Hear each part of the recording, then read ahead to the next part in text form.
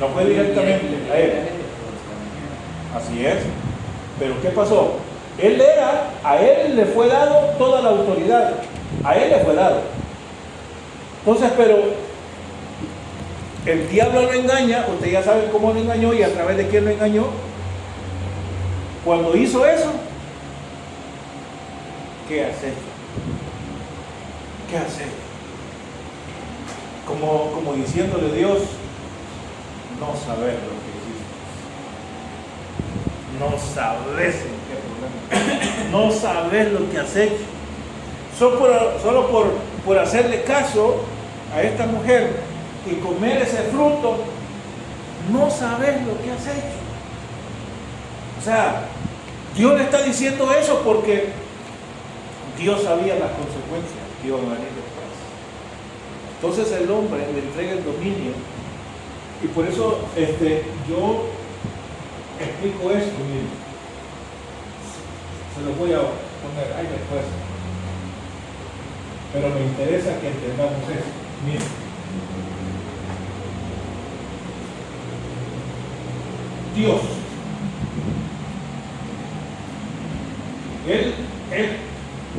El creador supremo, el que ordena, el que decide, el que delega a Dios. Hasta esto es lo máximo. Pero viene Dios y le entrega al hombre la autoridad, el dominio. Aquí le entrega autoridad, dominio. El hombre podía hacer lo que quisiera con la autoridad que Dios le estaba dando. Van a gobernar sobre las bestias, sobre las aves, sobre los reptiles. Vas a gobernar sobre todo esto. Esto era el dominio del hombre. Viene el hombre y cae. O sea, ¿por qué Dios le quitó al hombre la autoridad? Porque a él se la había dado. ¿Por qué Dios no le quitó la autoridad a la mujer? Porque no le había dado a ella. ¿A quién se la había dado? Entonces por eso al hombre, aunque la mujer me engañó o le hizo caer, pero la autoridad era el hombre. ¿Entienden eso? ¿Entienden cómo son las cosas cuando Dios nos encarga algo a nosotros? Cuando nos encarga algo. Pero fulano de tal no hizo lo que debía, que yo le dije que hiciera, pero no lo hizo. Entonces Dios, ¿a quién le va a pedir cuenta? Al que tenía la autoridad, ¿no? Al que tenía la autoridad, y en este caso era el hombre. Entonces, viene el hombre, cae y desciende. Y aquí cuando desciende le entrega la autoridad al enemigo.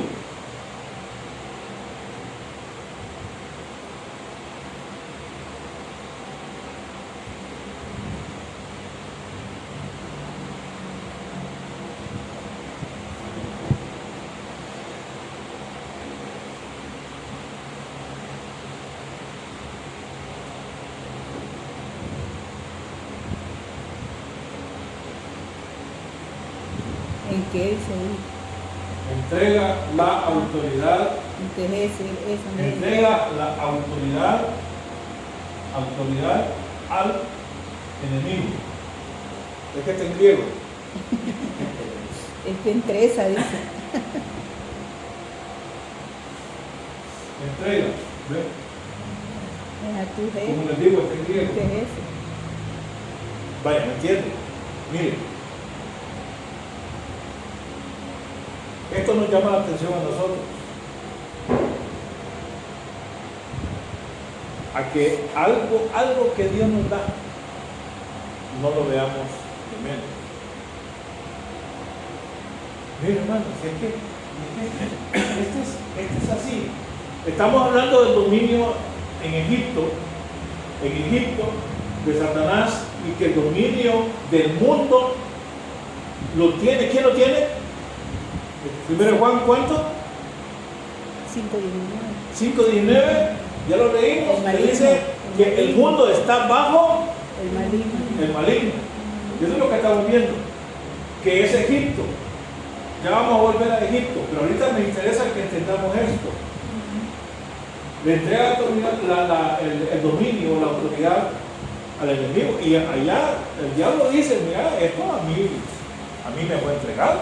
Eso dice ya en donde leímos en Lucas 4. Eso es una verdad. Eso es una verdad. De esto vienen consecuencias, hermanos, que hacen caer más al ser humano. Vienen consecuencias tremendas. Ahora, hermanos, cuando Satanás dijo eso, él todavía tenía el dominio del mundo, y ahora dice que todavía tiene el dominio del mundo, del sistema. ¿Cómo escribimos esto? Del sistema. El sistema no son las personas. Las personas viven de acuerdo al sistema. El sistema es todas las órdenes, todo lo que hay en el mundo. Mire, el diablo no es, se lo voy a decir así, el diablo no es desordenado. Yo pensé que el diablo era desordenado, pero el diablo no es desordenado. El diablo planifica. Cuando el diablo quiere hacer caer a una iglesia, a un pastor, a un cristiano, lo trabaja. Si eso es como aquellos hermanos que andan viendo a qué hora sale, a qué hora regresa, a dónde va, a qué hora va a correr, a qué hora va a dejar sus hijos, a qué hora va a trabajar. Todo, el diablo anda viendo todo para ver a dónde puede agarrarlo y hacerlo caer. Y esto me recuerda al pastor.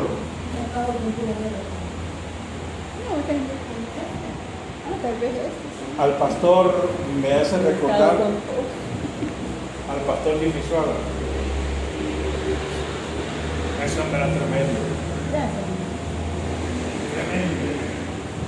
Yo lo miré en sus años más florecientes, allá por el 80, 79, 80, por ahí, que duraba 3 horas el programa. No, era tremendo aquello. Y ¿sabe el diablo cómo lo buscó? El diablo le buscó la debilidad y anduvo, lo seguía por aquí, por allá, todo lo que hacía. ¿A dónde? Después de los cultos, ¿a dónde se iba a meter? ¿Con quién se miraba? ¿Con quién iba a comer? ¿Con quién aquí? Hasta que lo hizo caer. Entonces, nosotros, hermanos, como siervos y siervas del Señor, tenemos que saber que el diablo no es desordenado. Él sabe cómo hacer caer a alguien, cómo ponerle una trampa, de la trampa que sea de mujeres, sea de dinero, sea de fama, de lo que sea. Él tiene experiencia en hacer caer a la gente. Él tiene experiencia. Entonces,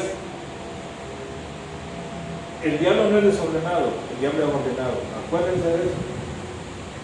Acuérdense de eso para que no nos confiemos, hermano. Para que no nos confiemos. El diablo no es desordenado, el diablo es bien ordenado, es bien metódico. Entonces, la autoridad le ha sido entregada al enemigo, pero la diferencia, amados míos, es que el Señor, fíjese bien, la diferencia es que el que vino a quitarle, él puede tener autoridad sobre el mundo, pero sobre el mundo me refiero al sistema y a aquellas gentes que viven de acuerdo al sistema. Pero, la diferencia es que cuando nosotros venimos a Jesucristo, somos libres de ese sistema. Gloria a Dios. Somos libres. Y Jesús lo dijo de una manera. Mire, busque Juan capítulo 12.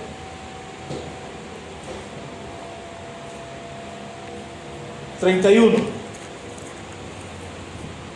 Juan 12, 31...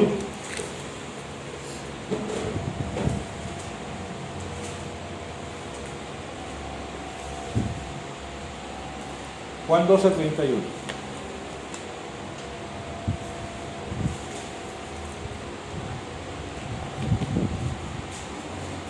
Mire cómo dice. ¿Ya lo tiene? Ahora es el juicio de este mundo. Ahora, el príncipe de este mundo será echado fuera.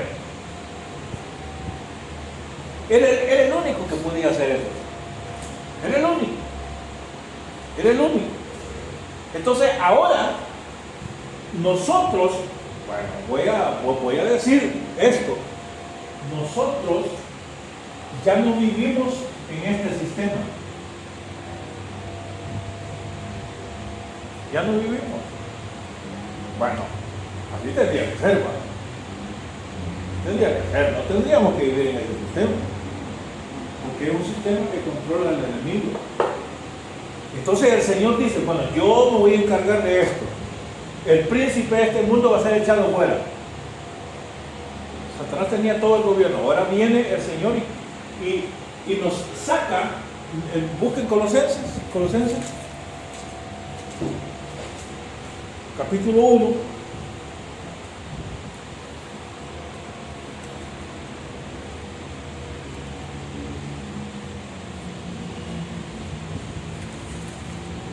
Capítulo 1.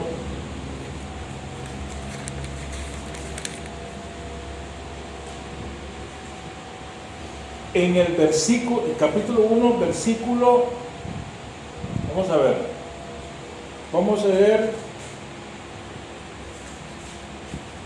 versículo 13 y 14. ¿Cómo dice? ¿Ya lo tienen? Sí. Colosenses 1, 13 y 14.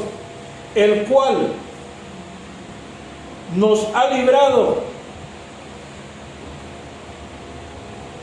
de la potestad de las tinieblas. Aquí de esto está hablando, miren. Tinieblas. ¿Ves? De la potestad. ¿Qué potestad? ¿Qué potestad? No, ¿qué es potestad? Poder, autoridad, dominio, eso es potestad. Entonces dice que nos ha librado de la potestad de las tinieblas y nos ha trasladado al reino de su va, amado Hijo. aquí viene lo bonito, miren. Aquí viene lo bonito. Al reino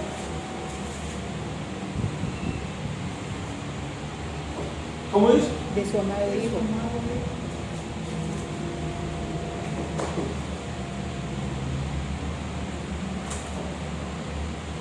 Oh, reino de Dios.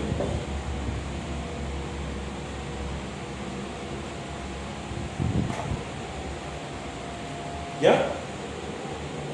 ¿Ya? Amén. Esto es lo más hermoso que puede haber, hermano. Por eso nosotros no somos siervos de Satanás, somos siervos de Jesucristo. Porque Él nos sacó con su muerte y su resurrección, nos sacó del dominio de la potestad de las tinieblas al reino de su amado Hijo. ¿Cuánto da gloria a Dios por eso? Amén, gloria a Dios. Mire, qué precioso. Qué precioso. Este sistema es Egipto. Este sistema es Egipto. Ahí todavía domina Faraón. Todavía domina Faraón. Pero ahora, como ya no estamos en este sistema, en este mundo de tinieblas, porque hemos sido trasladados de las tinieblas a su luz admirable, al reino de Jesucristo, al reino de Dios. Aquí es diferente, hermano. Por eso nosotros, aquí está la luz. Aquí está la luz, alumbrando a todos. Aquí está la luz. Aquí está la luz. Aquí es donde hay tinieblas. Así dice ese versículo. El reino de las tinieblas. Entonces ya no estamos en Egipto. Es cierto que nosotros vivimos aquí, hermano, vivimos en este mundo, pero el sistema, nosotros no estamos bajo ese sistema. Miren, ya vio la nueva moda de los tenis. Es una Tendencia. esa es una locura, hermano. Y todo aquel que está aquí va a hacer todo eso, hermano. ¿O va a estar de acuerdo con todo eso?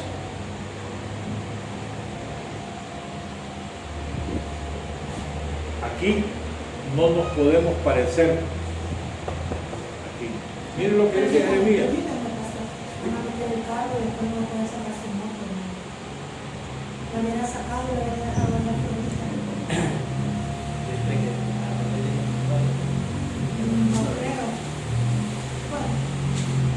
Dice Jeremías 15.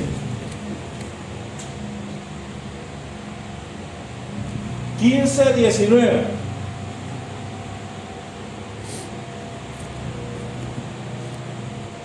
Subraye la última oración. Voy a la moto.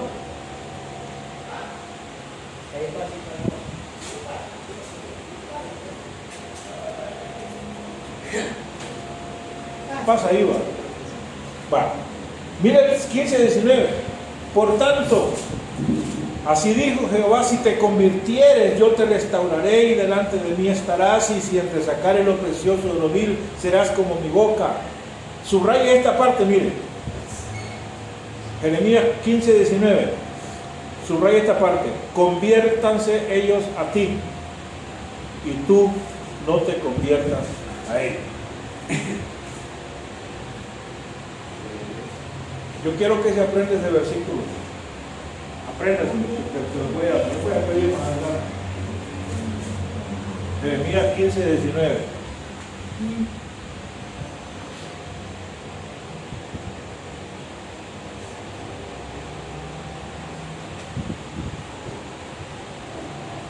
¿Puedo borrar? Sí. Siempre quise decir eso cuando estaba en el mundo.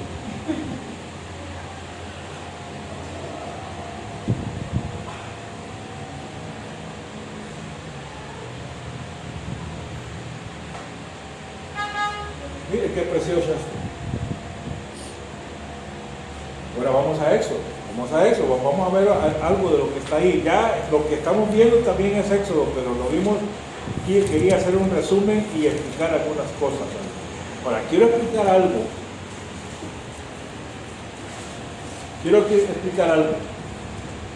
Ahí.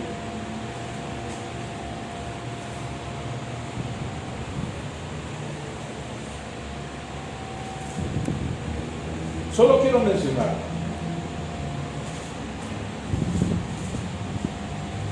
¿Se acuerdan de la tarea que dejé?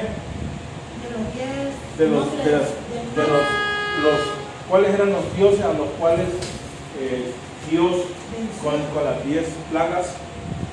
Sí. A ver, díganme uno. Cualquiera. El plaga de tal y me dicen cuál era el Dios. Era Api, el dios del Nilo. Vale. Api.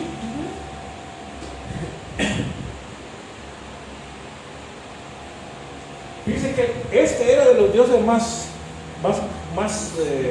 más reconocidos, digamos así, porque usted sabe que ahorita, el río más largo es el Nilo. Todavía. Entonces el Nilo, era un dios para ellos. Era un dios. Por eso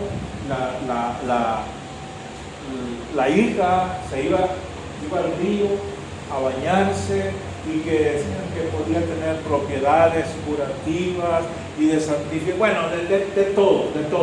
Lo tenían como un dios. Pero viene, ¿y qué es lo que pasó? Aquí. Se convirtió en sangre. Mire, fíjense que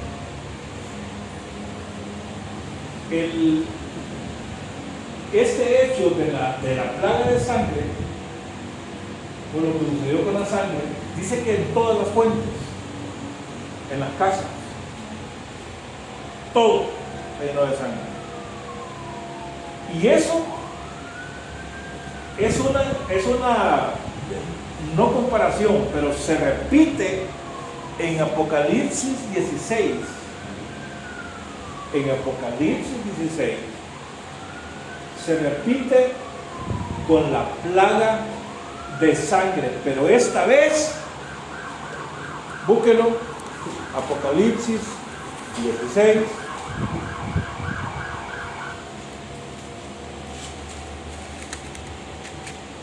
Versículo 3.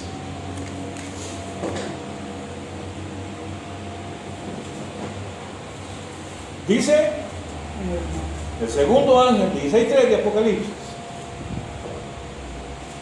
Anoten esta cita de Apocalipsis. Dice: el segundo ángel derramó su copa sobre el mar, y este se convirtió en sangre como de muerto, y murió todo ser vivo. Bueno, ahí va una pregunta. Lo voy a repetir, versículo 3. El segundo ángel derramó su copa sobre el mar, y este se convirtió en sangre como... ¿Sangre de qué? Como de muerto. Sangre de muerto. Y murió todo ser vivo que había en el mar.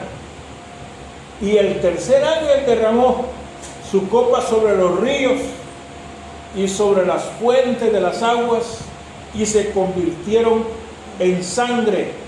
Y oí al ángel de las aguas que decía: justo eres tú, atención a esto, oh Señor, el que eres y que eras, el santo, porque has juzgado estas cosas, por cuanto derramaron la sangre de los santos y los profetas. También, ¿qué dice? Tú les has dado de Tú les has dado a beber sangre, pues se lo merecen.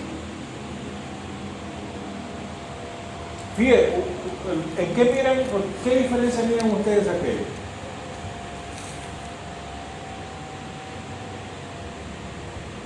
Si leyeron lo de la sangre allá en el río, en las fuentes y todo eso, ¿ustedes creen que la gente lo bebía? Hay un ejemplo. ¿La bebían? ¿La bebían? Vaya, denme la cita. Denme la cita. Vamos a ver. ¿A dónde está esa plaga, hermana Pagui? ¿De qué? Esta. Del virus. Sí, la de la sangre. Está en Éxodo 7, 14, 24. Vale. Entonces, del 14 en adelante, vamos a ver. Dice, vamos a ver desde el versículo 19. Jehová dijo a Moisés: di a Aarón, toma tu vara, extiende tu mano sobre las aguas de Egipto, sobre sus ríos, sobre sus arroyos, sobre sus estanques y sobre todos sus depósitos de agua, para que se conviertan en sangre y haya sangre por toda la región de Egipto, así en los vasos de madera como en los vasos de piedra. Y Moisés y Aarón hicieron como Jehová lo mandó, y alzando la vara golpeó las aguas que había en el río en presencia de Faraón y de sus siervos, y todas las aguas que había en el río se convirtieron en sangre, así los peces que había en el río murieron, y el río se corrompió, tanto que los egipcios no podían beber. ¿Beber? No podían beber de él. Y hubo sangre por toda la tierra de Egipto. Los hechiceros de Egipto hicieron lo mismo con sus encantamientos, mas el corazón de Faraón se endureció y no los escuchó como Jehová lo había dicho. Y mire, y Faraón dice que volvió a su casa y no dio atención tampoco a esto. Y en todo Egipto, oiga bien lo que hicieron ellos. Mire, incluso aquí se muestra la misericordia de Dios. Dice, y en todo Egipto hicieron pozos alrededor del río para beber, porque no podían beber de las aguas del río. Aquí estaba el río, sangre. Entonces ellos, y nos vamos a hacer unos pozos aquí, van a beber agua, porque no podían beber de la sangre, de todo lo que había ahí. Pero, allá en Apocalipsis 16, este es lindo, hermano. El diablo puede burlarse todo lo que quiera de nosotros, pero habrá un día en que todos aquellos que se burlan van a pagar. Mira cómo dice aquí.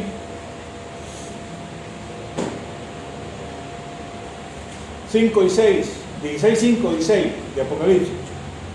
Y oí al ángel de las aguas que decía: justo eres tú, oh Señor, el que eres y que eras, el santo, porque has juzgado estas cosas, por cuanto derramaron la sangre de los santos y de los profetas, también tú les has dado a beber sangre, pues se lo merecen.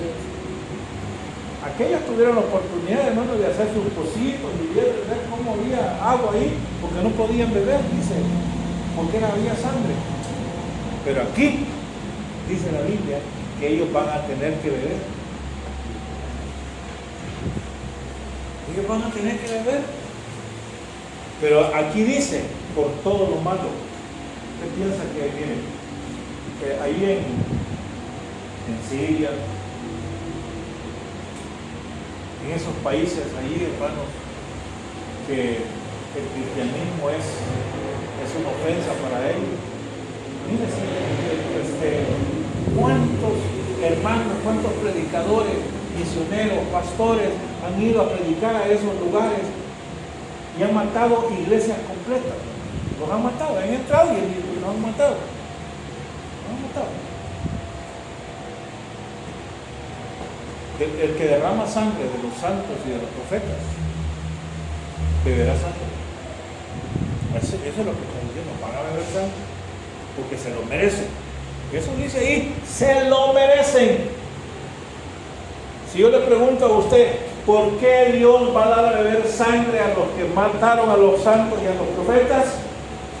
¿Cuál va a ser la respuesta? Porque se lo merecen, hermano. Se lo merecen. Se lo ganaron, hermano. Se lo ganaron. Entonces, ese es parte del juicio de Dios. Bueno, yo quiero que miremos otra cosa. Pues vamos a eso otra vez.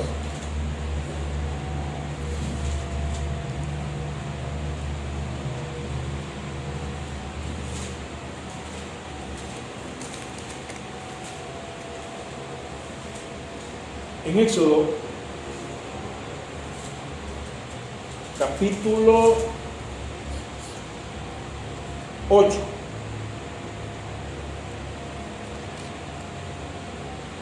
Capítulo 8.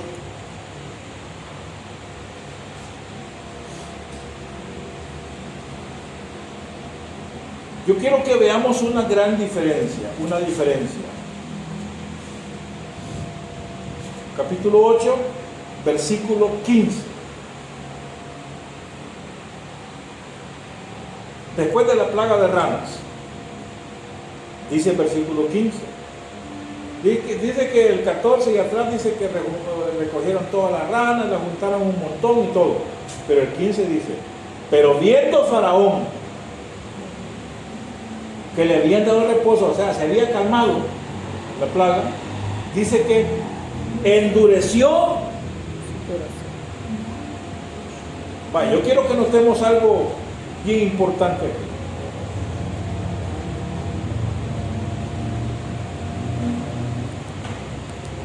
Yo quiero que anote bien eso para que no se le vaya a olvidar y vea la diferencia. Dice, Faraón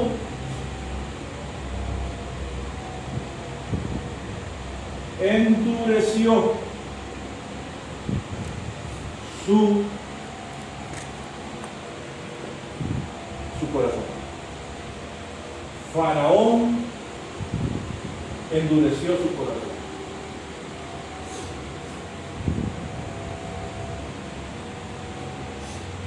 Vamos al 9:35. Éxodo 9:35.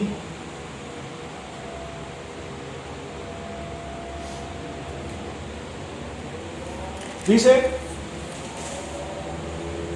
¿ya lo tienen? Amén. Y el corazón de Faraón Se endureció. se endureció y no le dejó ir. Vaya, 2 veces.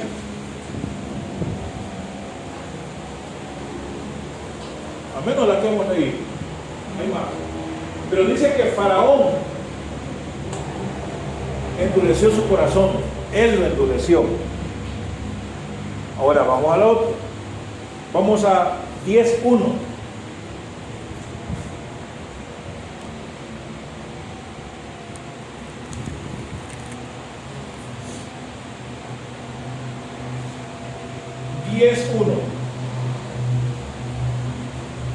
¿Cómo dice?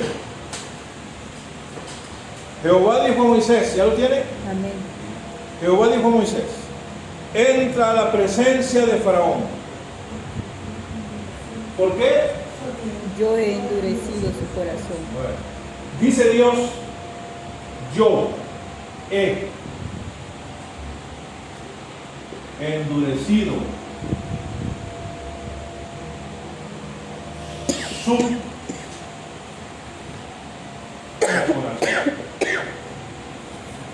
Este es Dios.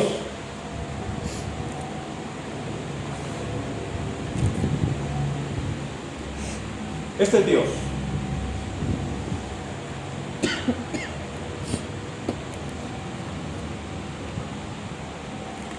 No, ya hice ¿Lo desconecto? Sí. Qué largo, por favor. ¿Y hasta dónde llega? No, en la mesa está, pastor. Ahí está la regleta. Va. A ver, ¿ya comprendieron? A ver, díganme lo que han entendido. Así lo escribí para que ustedes vean. Yo pensaba que en todas las veces que se endureció el corazón de Faraón, yo pensaba que era Dios que se lo había endurecido.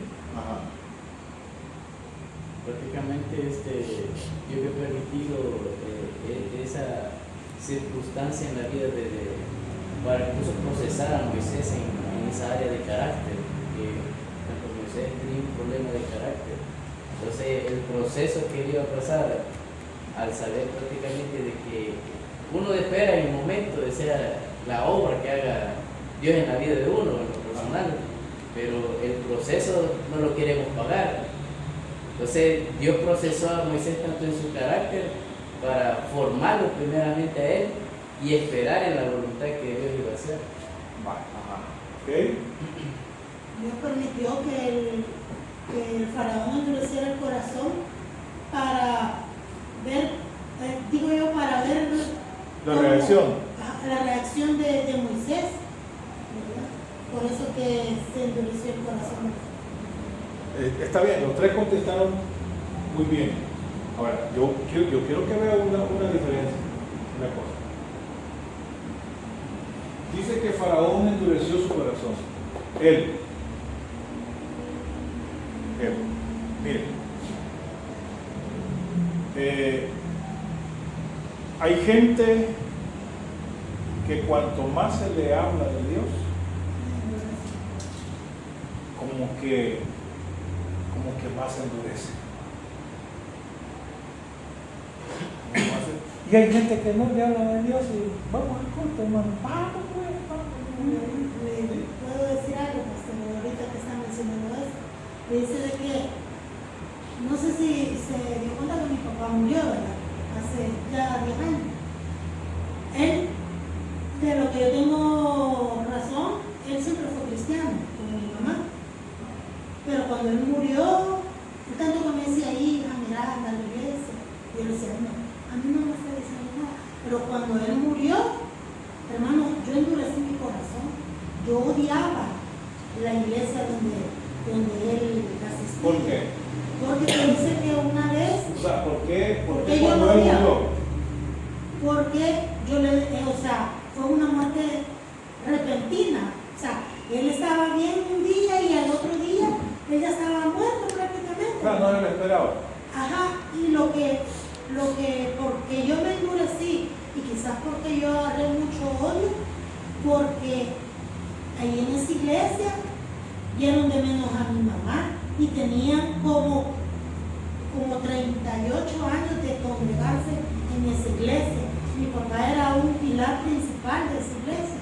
Entonces yo le decía, ¿por qué? Si son cristianos, que demuestren el amor. Entonces Satanás minó tanto mi mente, mi corazón, que yo decía que yo no iba a poner un pie en esa iglesia, en ninguna iglesia. Cuando a mí me invitaban a ir a iglesia, estaban locos, yo no. Y entonces yo me aferré y me da vergüenza decirlo, ¿verdad? Pero yo me entregué quizás más al mundo, al vicio, y no me importaba lo que la gente dijera.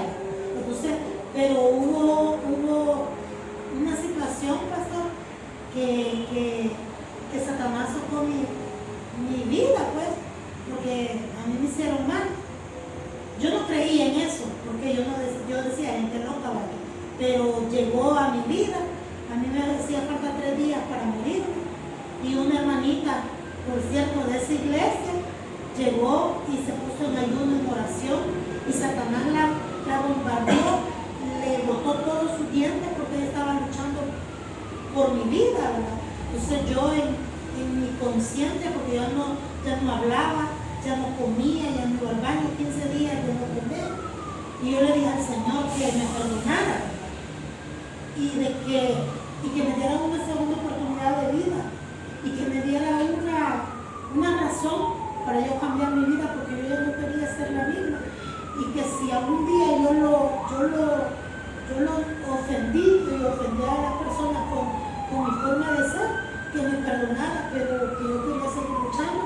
Pues el Señor a las 12 de la noche, el Señor me libertó, me dio una segunda oportunidad de vida.